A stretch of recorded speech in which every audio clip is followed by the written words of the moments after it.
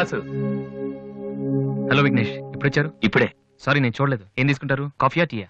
మీరే తీసుకోవాలి. మా వెడ్డింగ్ కార్డ్. ఇండియాలో ఏది కొన్నా దాంతో పాటు ఇంకోటి ఫ్రీగా ఉండాలంట కదా, అందుకే మా పెళ్లి చుట్టానికి వచ్చిన వాళ్ళకి దివ్య పెళ్లి ఫ్రీ. అర్థం కాలేదా? దివ్య పెళ్లి కూడా అదే రోజు.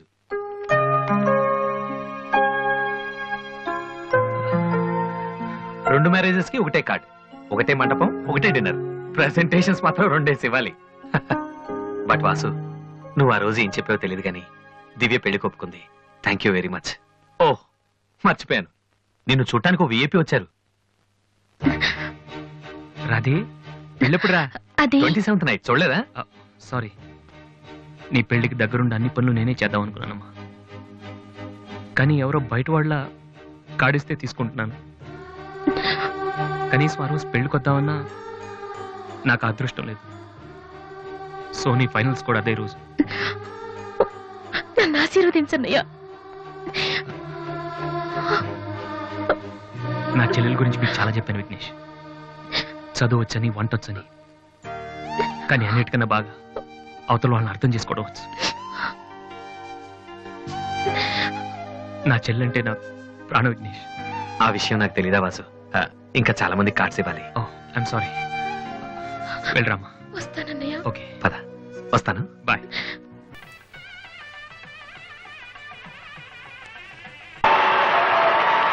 And the winner of the competition is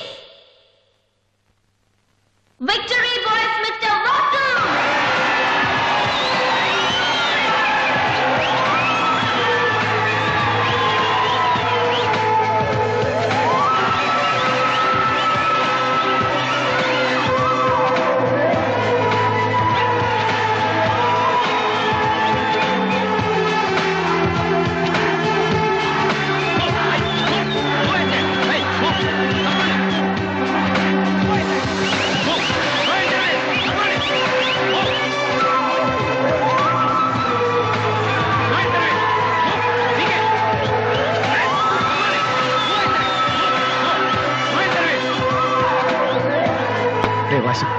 సంతోషపడాల్సిన టైంలో ఇలా ఉన్నాడరా.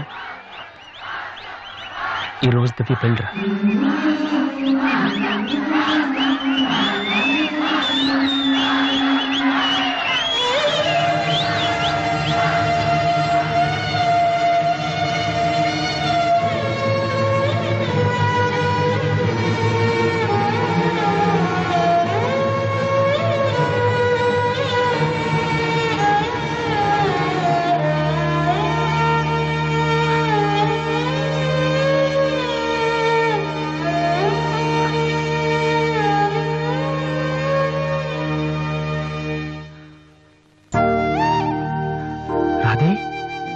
ఎందుకన్నయ్య ఏడుస్తున్నావు?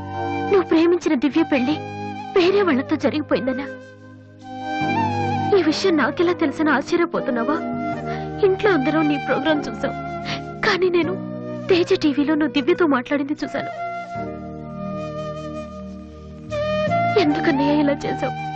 నేను ప్రేమించిన విషయం నీతో మనసు విప్పి చెప్పాను, కానీ నువ్వు నాతో ఏం చెప్పలేదు. నాకెవ్వరు లేకపోయినా పర్లేదు రాది, నువ్వు ఒక్కదాని ఉన్నావు చాలు అని చెప్పావు. అదంతా అబద్ధమేనా? వద్దన్నయ్య, నువ్వు అక్కర్లేదనుకున్న ప్రేమ నాకు కూడా వద్దు. అందుకే ఈ పెళ్లి చేసుకోనని చెప్పేశారు. ఏంట్రా నువ్వు మాట్లాడేది? నీకేమైనా పిచ్చి కిందా?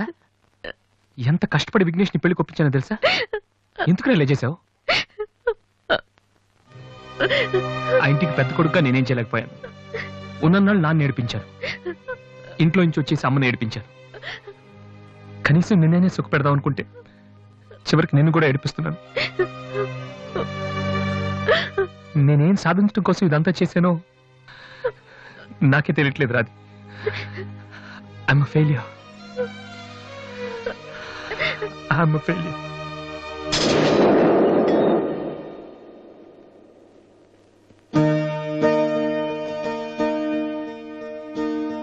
నువ్వు ఓడిపోలేదురా, నేనే ఓడిపోయాను.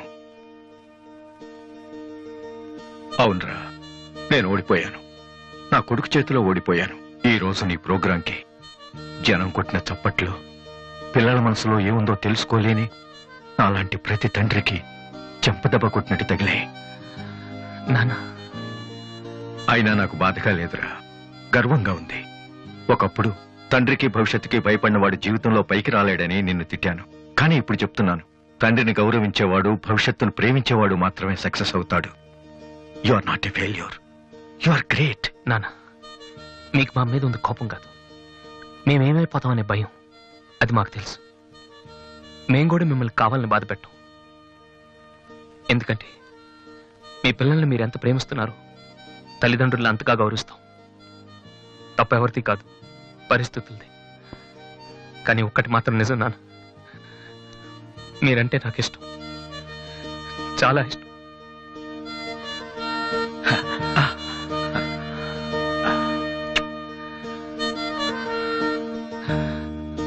వాసు, అదేంటి వాసు, ఆ రోజు మీ చెల్లెల గురించి అన్ని మాటలు మాట్లాడావు. మరి నా చెల్లెల్ని ప్రేమిస్తున్న విషయం ఒక్క మాట కూడా ఎందుకు చెప్పలేదు? రాధీని నేను పెళ్లి చేసుకోవాలంటే దివ్య నువ్వు ప్రేమించకూడదని నేను అన్నానా? ఒరే విఘ్నేష్, ఇంకా ఎందుకు రాతని టెన్షన్ పెడతావు? సి వాసు, ఈ పెళ్లి ఆగిపోలేదయ్యా. నీ పెళ్లితో కలిపి జరిపించాలని పోస్ట్ పోన్ చేసావంతే. ఇదిగో మిగతా విషయాలు ఏమైనా ఉంటే నువ్వు దివ్య ఎక్స్క్లూజివ్ గా మాట్లాడుకోండి. ఇంకా మనం ఎందుకు ఇక్కడ? పదండి పదండి, పదరా పద.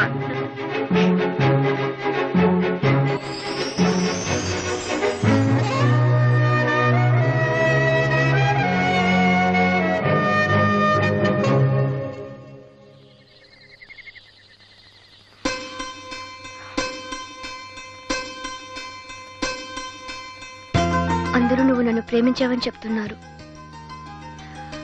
కానీ నీ మనసులో ఏముందో నాకు తెలియదు. నేనంటే నీకు నిజంగా ఇష్టమైతే ఈ పువ్వు పెట్టుకో. ఎక్కడా? That's your problem.